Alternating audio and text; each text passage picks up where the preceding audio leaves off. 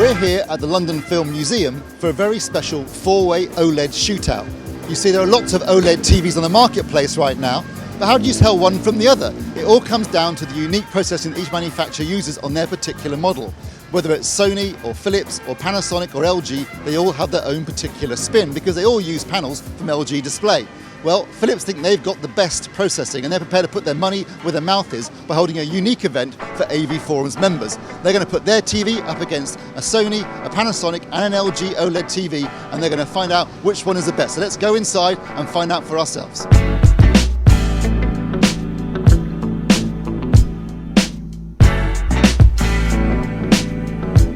Before we hear from the event organisers and some AVForums members, I'll just explain how the test was set up. This was a completely blind test. Unlike some shootouts, the people who were participating could not tell which OLED TV was which. All the bezels were blacked out, all you could see was the screen, and when they were changing footage or using different sources, they would put a black screen up in front of the TVs so they couldn't see any telltale signs like menus or little logos in the corners of the screen, which basically means there was no perceived bias by the people taking part in this test. They didn't know which TV was which, and therefore they couldn't judge it based upon their own personal preference. So the scoring was completely based upon just what they saw on the screens. And I think the results were fascinating because of that lack of any perceived bias.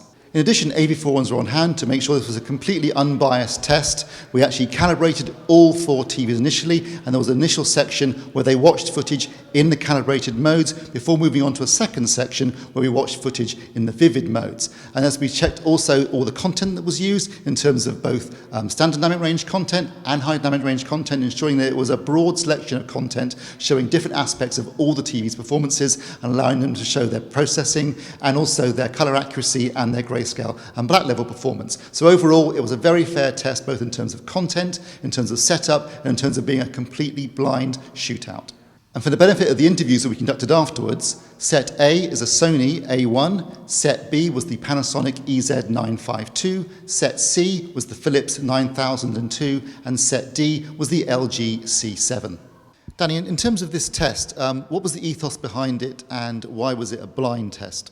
We wanted to come here and test how picture processing, P5 picture processing, but to have a good reference starting point, we first had to, first part in the test, which was testing 4 TV sets in calibrated mode.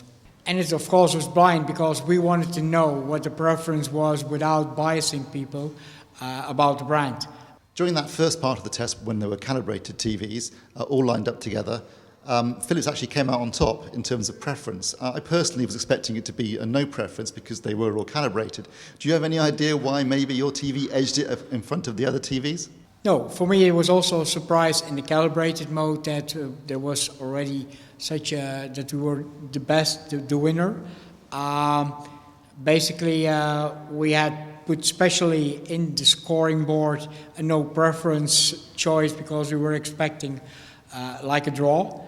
P5 processing, the vivid setting, is all about going to the maximum boundaries of the picture processing, but by searching for those boundaries, we also like to make the picture in balance. So I think that's the success of Philips. We are lifting from calibrated mode into vivid, but we're keeping the balance between sharpness, color, contrast, and motion really in balance. Some of the others are exceeding in sharpness, but not handling the artifacts. Another one is trying to boost his contrast, but not taking the colors in line with that, and so getting picture out of balance. I think Philips' vivid picture, P5 picture, is the most balanced vivid picture you can have.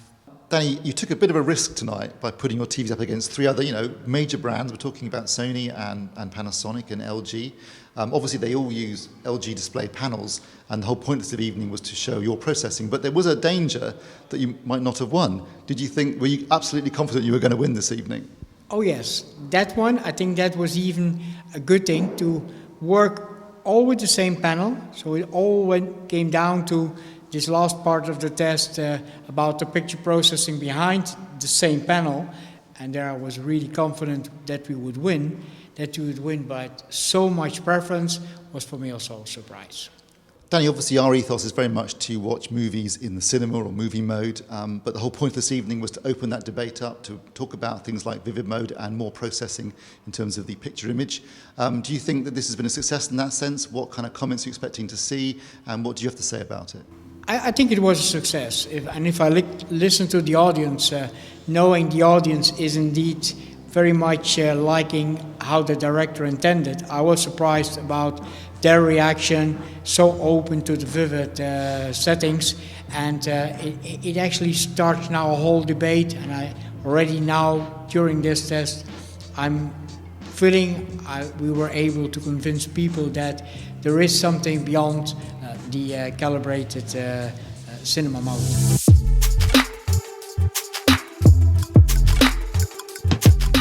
Actually, from the calibrated side, I found it a really interesting test because, to be honest, there wasn't a massive difference between each of the 4 sets, and it's interesting because there's so much emphasis put on TV picture quality, and that's dependent on both the panels and the processing. Essentially, when you're looking at calibrated image, most of our kind of the AVForum users recommend, all the processing is turned off. So really, we've got 4 sets with identical OLED panels, and it's kind of as you'd expect. Really, in practice, they do look very, very similar. I think when they were calibrated, it was quite difficult to tell the difference between them. But they all looked very good. The calibration was excellent. It was very, very difficult, to be honest. I actually was all over the place for different reasons. Like when it's asked for sharpness, I was going to maybe C's and D's. I even gave it a mark in one of the other tests. So it was all over the place, but very, very difficult. And I'd have actually been pretty happy with any of those, I'd say. Well, I was drawn to the C from the beginning. The vividness of the film, The Revenant, it just drew my eyes straight to it, and there was a scene with the tunnel with the black of the car going in, and you can see the difference between all 3 on that one. It just stood out like it was unreal. During the second part of the test, we showed the TVs in vivid mode. Did any particular TV stand out for you, and if so, why? It was C again. I'm guessing because of the processing that goes on it. The white seemed whiter, but the black seemed blacker, especially in the bit with the video where they're going through the tunnel. And even though all the others were on vivid mode, the black still looked very black, whereas the telly next to it looked a little bit sort of a dark grey rather than a black. I think definitely C. Well, it was almost comical actually, because C, in the very, very first picture, C really stood out. I mean, amazing sharpness, very vivid colours, very, very impressive. So I put the C down for that. And then the next test, it was looking like C as well. And all the way down my first page, it was C, C, C. B was actually pretty good and, fighting for my attention a lot of the way. But C pretty much edged it in the first page. When it came to the second page with HDR, B was really starting to edge it. I think it's because the colour was just that a little bit nicer for me. I think B. C to me looked a little too vivid. The colours looked a little too saturated. A obviously had some issues when being pushed a little too hard in its processing. Otherwise, I think B I generally chose most.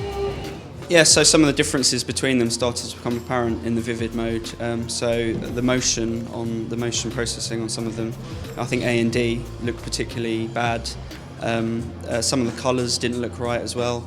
I think on A and D again the colours didn't look very good. And again C I think I was drawn to. It seemed to have the most natural colours, and the motion was very good on that. Again, C. It was cleaner. Picture was sharper, it was more natural, more vivid, it was just more lifelike.